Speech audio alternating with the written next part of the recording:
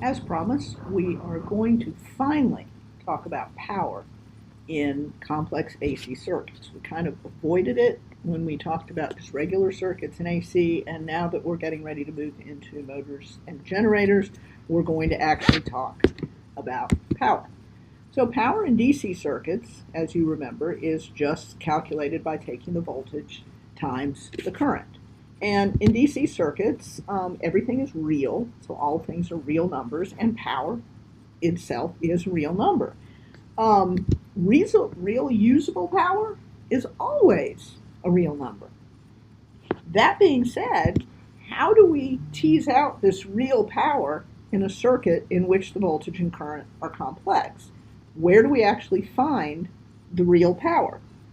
Well, we can't multiply voltage and current together in AC circuits and find real power because, well, voltage and current are not always in phase. They don't reach the peak values at the same time. So taking the peaks and multiplying them together won't work because they don't necessarily have the peak values at the same time. So as an example, if the voltage is, say, 4 cosine omega t, and the current is 1 cosine omega t plus 60 degrees, we could find the current by multiplying, or the power by multiplying these together, and we'll get a function that describes the power, and we can find the average of that function, and that gives us the real power dissipated over time. However, it is not convenient, nor is it particularly good to do. So if we do that, you can see an example where we have a voltage wave that has a peak of 4, so this is the one we just talked about, and then the current waveform has a peak of 1, and they are 60 degrees out of phase. And if we multiply that together, we actually do get a function, a sinusoidal function that describes the real power. And we can actually find what the power value is for that circuit by taking the average of that waveform. And when we do it, we get 1 watt. Now, we don't want to do that every time we find power in an AC circuit, but this is just an example of how it does work. And at any given time, at any point, we can take the instantaneous values of voltage and current and multiply them together, and we will get the instantaneous value of power.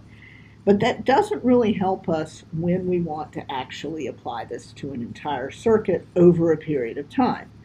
So, how do we determine that function, and how do we use that function to figure out the power? Well, we're going to multiply those two functions together. And what happens when we do that, when we multiply the voltage and current functions together? We actually get a function that is not based on frequency or actually on time. We actually just get a real number. 1/2 is a number, V peak and I peak are a number, and then cosine theta minus phi is just the difference between the phase angles of the voltage and the current, and that will be a real number. So that value right there gives us a real number that is associated with the circuit. Now you'll remember that V effective was 1 over square root of 2 V peak, and I effective was 1 over 2 square root of 2 I peak. So we can actually take those effective values and substitute them for the 1/2 V peak I peak, since 1 over the square root of 2 times 1 over the square root of 2 is 1/2. And then we could actually calculate what the value of power was for that previous circuit we had. And when we do that, we can actually figure out the power just using the effective value if we want. So, going back, and this takes into account the phase difference between the two. So we are actually multiplying voltage and current, but we are actually also taking into account the phase difference. But when we go back to our original functions and we plug in those values, we do get 1 watt. So there is a way to go and calculate from the functions the average amount of power without graphing it, which is good. But that sort of begs the question, if we have 1 watt of real power dissipated by the resistors, what are the capacitors and inductors doing in the circuit? We know that there are imaginary elements. If there weren't, the voltage and current would be completely in phase and everything would be real. So we know that there is something going on, but how do we associate power with them? Well, we're going to look at what we have so far and try to determine that. So first of all, we know that the power from the previous example was 1 watt. And we could also multiply V effective and I effective together and see what we get. And when we do that, we get two somethings. We don't actually know what. And we can also find the overall phase difference between the two because we already have gotten that from the voltage and current waveforms. So when we do that, we get the overall phase angle of minus 60 degrees. So we have some numbers that we can play with. And we're going to actually put those on a graph. So first of all, 1 watt for power is going to be real. So that's going to be on the real axis. And then since we took 2 cosine minus 60, maybe we could take 2 sine minus 60 and see what we come up with. And we're going to call that Q for reasons that will become apparent. And we can graph that. We get a minus 1.73 going down. And if we want to, we can actually get the magnitude of that line that completes the right triangle. So we can find the hypotenuse. And we can also, we already know the angle. We know the angle is minus 60. But we can find that hypotenuse value by squaring the magnitude of the P and the Q and then taking the square root. And when we do that, we get that 2 again, the 2 we got before. So it probably means something.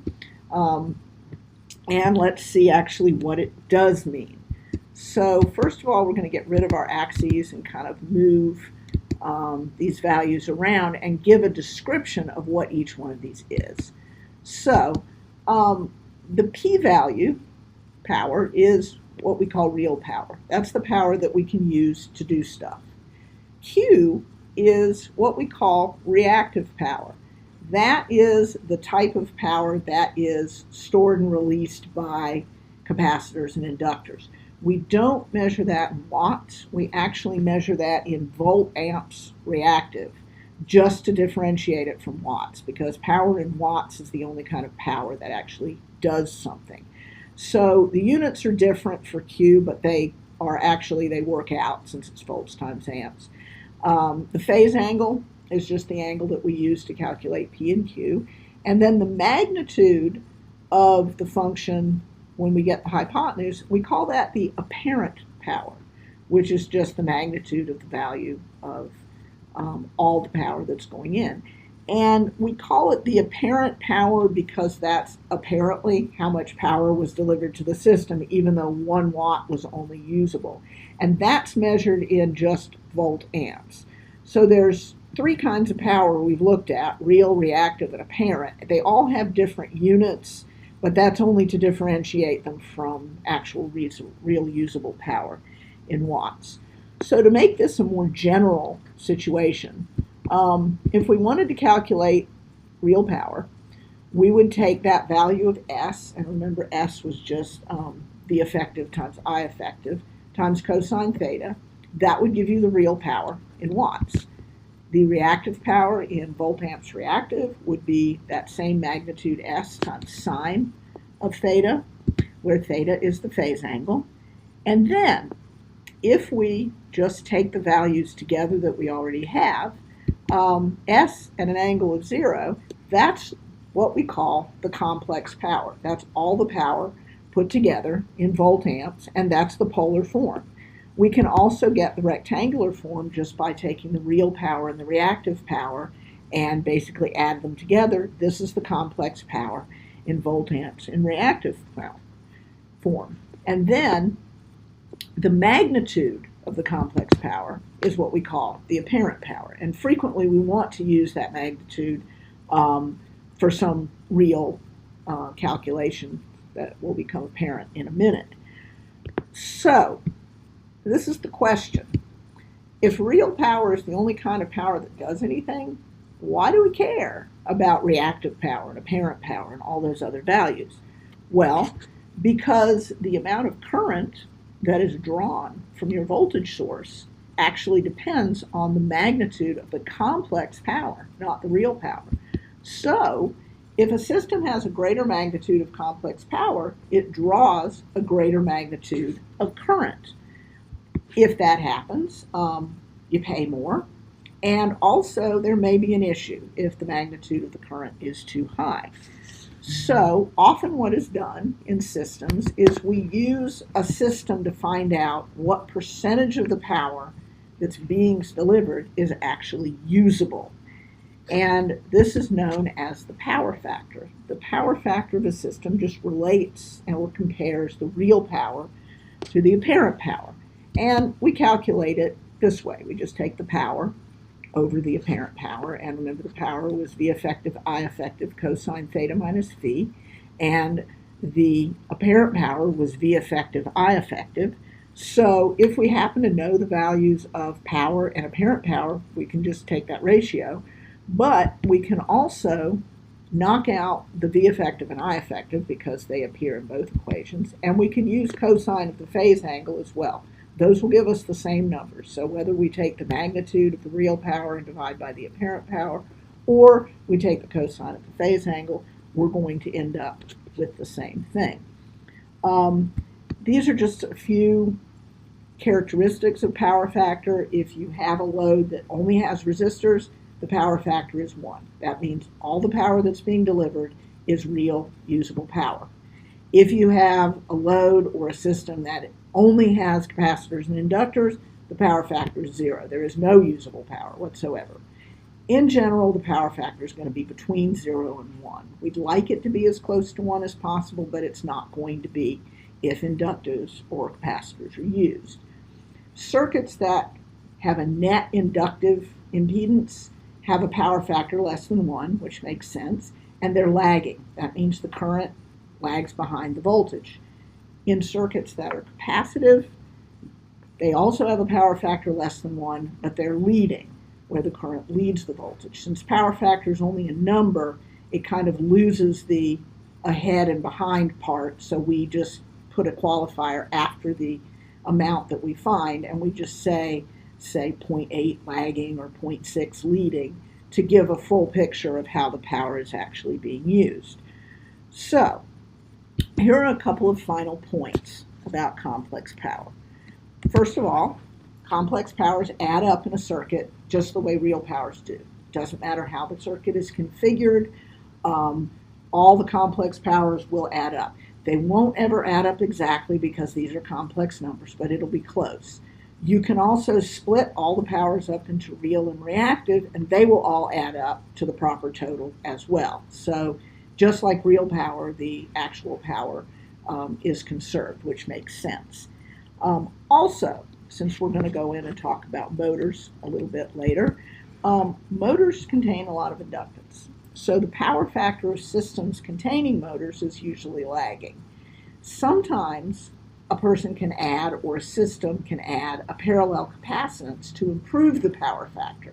It's not ever going to be brought up to 1, but there can be systems where you have, say, a 0.6 power factor and can add a certain amount of capacitance and improve it to, say, 0.8.